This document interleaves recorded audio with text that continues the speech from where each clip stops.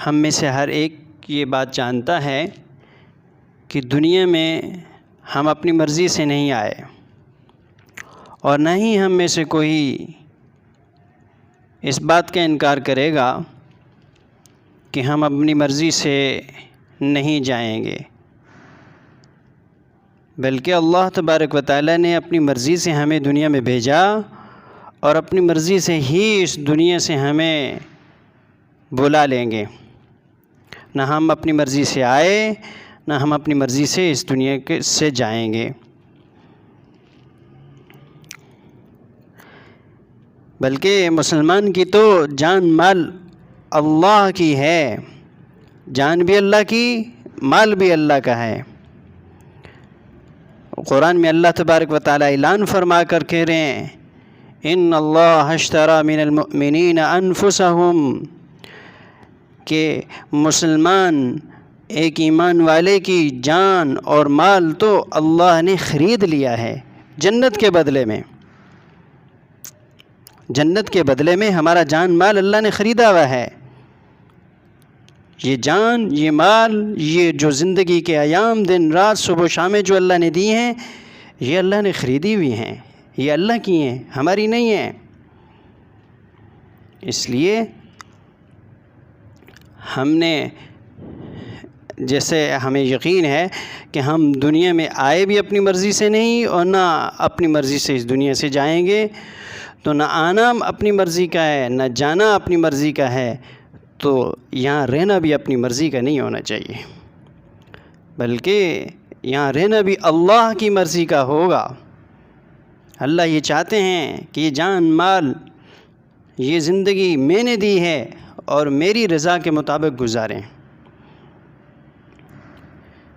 اور صحابہ میں سے ہر ایک فرد اس بات کو بخوبی جانتا تھا۔ نبی صلی اللہ علیہ وسلم کی صحبت کی برکت سے وہ اس بات کا بھرپور یقین رکھتا تھا کہ جان مال سب کچھ اللہ کا ہے، اس لیے وہ ہر آن ہر گھڑی اللہ کی رضا میں لگے ہوتے تھے، جان لگا کر بھی، اعلیٰ درجے کی جان پیش کر کے بھی وہ راضی رہتے تھے، جان لگا کر بھی راضی رہتے تھے، مال لگا کر بھی راضی رہتے تھے، وہ سعادت سمجھتے تھے۔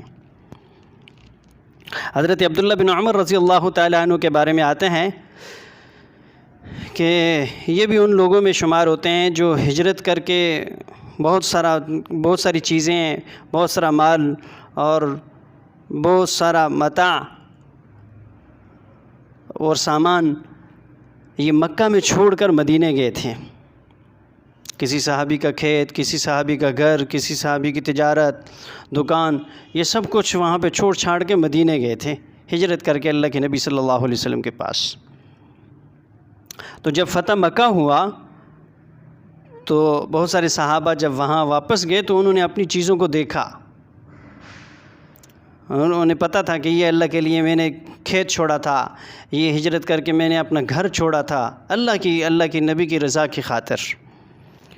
تو ایک جگہ حضرت عبداللہ بن عمر رضی اللہ تعالیٰ عنہ کا گھر تھا، تو اس گھر کے پاس سے جب گزرتے تھے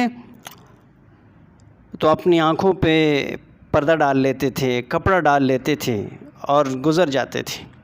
پوچھنے والوں نے پوچھا کہ حضرت یہاں سے گزرتے وقت آپ اکثر پردہ ڈال دیتے ہیں، کپڑا ڈال دیتے ہیں اپنے چہرے پر، یہ کیا ماجرا ہے؟ کہنے لگے کہ میں نے اللہ کے لیے اپنا گھر یہ چھوڑا تھا، تو اب جب ہم واپس آئے تو یہاں پہ اس گھر کی طرف میں دیکھنا گوارا نہیں کر رہا، اپنی آنکھوں پہ پردہ ڈال لیتا ہوں، اپنے سر پہ کپڑا لٹکا دیتا ہوں، تاکہ للچائی ہوئی نظروں سے میری جو ہے نا یہاں پہ نظریں نہ پڑیں اس گھر پہ، کہ جس گھر کو اللہ کی محبت میں، اللہ کی رسول کی محبت میں نے چھوڑا ہے، دوبارہ جو ہے نا اس پہ للچائی ہوئی نظریں دوبارہ نہ پڑیں، یہ مجھے گوارا نہیں۔ جی کس درجے میں اللہ کی رضا کو وہ حاصل کر چکے تھے، وہ کیسی کیسی باتیں وہ سوچتے تھے اللہ کو، اللہ کے نبی کو راضی کرنے کے لیے، کہ ایک دفعہ گھر چھوڑ دیا، ایک دفعہ مال چھوڑ دیا، اب للچائی ہوئی نظروں سے دیکھنا ہی نہیں۔ اسی طرح ایک اور صحابی تھے حارثہ بن نعمان، یہ نابینا صحابی تھے اور ان کی خرچ کی بڑی عجیب ترتیب ہوتی تھی کہ گھر میں اندر جو ہے نا ایک کمرہ تھا، اس کمرے میں لیٹے ہوتے تھے اور رسی باندھی ہوتی تھی مین گیٹ تک. کوئی مانگنے والا سائل آ جاتا تو وہ سائل جیسے ہی دروازہ کھٹکھٹاتا یہ رسی سے اپنے آپ کو جو ہے نا جوڑ لیتے، رسی کو پکڑتے پکڑتے پکڑتے گیٹ تک پہنچتے اور گیٹ پر اس سائل کو دے کر واپس آ جاتے. بیٹوں نے کہا کہ ہم جب گھر میں ہوتے ہیں تو آپ ہمیں دیا کریں، ہم دے دیا کریں گے، آپ اتنی تکلیف اور مشقت نہ اٹھایا کریں. تو اللہ کے نام پہ خرچ کرنا، اللہ کے نام پہ مال لگانا ان کو کتنا زیادہ محبوب تھا. کہنے لگے مجھے اللہ کے نبی کا وہ ارشاد یاد ہے کہ جو انسان اپنے ہاتھ سے صدقہ دیتا ہے، یہ ہاتھ سے صدقہ دیا ہوا یہ اس کو موت کے وقت کام آئے گا کہ اس کو بری موت سے بچائے گا، بری موت سے بچائے گا. تو اس میں کیسے جو ہے نا محبت کے ساتھ وہ اللہ کے نبی کی خوشنودی کو حاصل کیا کرتے تھے. اسی لیے علماء نے لکھا ہے کہ صحابہ نے اللہ کے رسول کی محبت میں کچھ بچایا نہیں اور ہم نے کچھ لگایا نہیں. ہمارا کچھ لگا نہیں، نہ جان لگی، نہ مال لگا، نہ مشقت، نہ کچھ بھی نہیں، پسینہ بھی نہیں لگا. ان کا تو خون لگا ہے، ان کا مال لگا ہے، ان کی جائیدادیں لگی ہیں، ان کے خاندان لگے ہیں، ان کی اپنی جانیں لگی ہیں.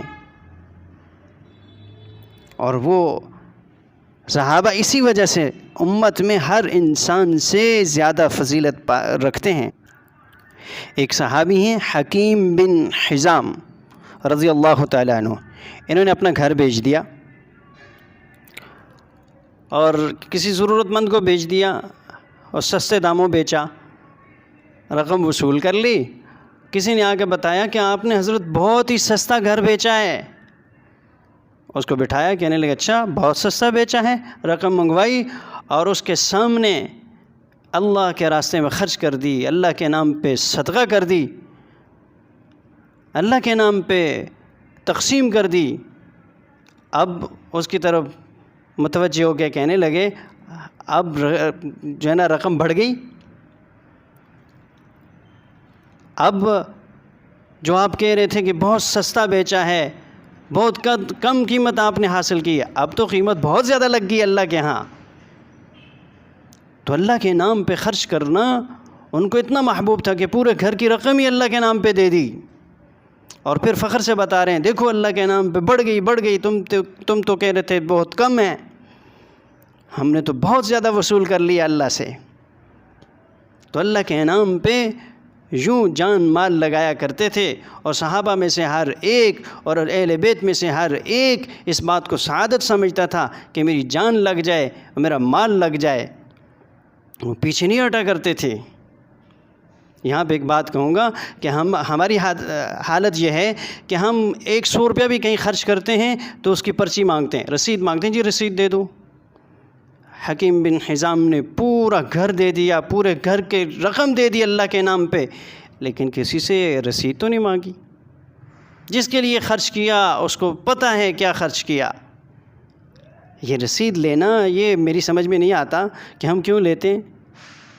اور جس ادارے خرچ کرنے سے پہلے سوچ سمجھ کے خرچ کریں، تحقیق کریں یہاں ضرورت ہے یا نہیں. دین کے کسی کام میں ضرورت ہو وہاں بے دھڑک خرچ کر دیں، اپنے ہاتھ سے خرچ کریں، لیکن کسی رسید اور کسی پرچی کے اوپر نظر نہ رکھیں.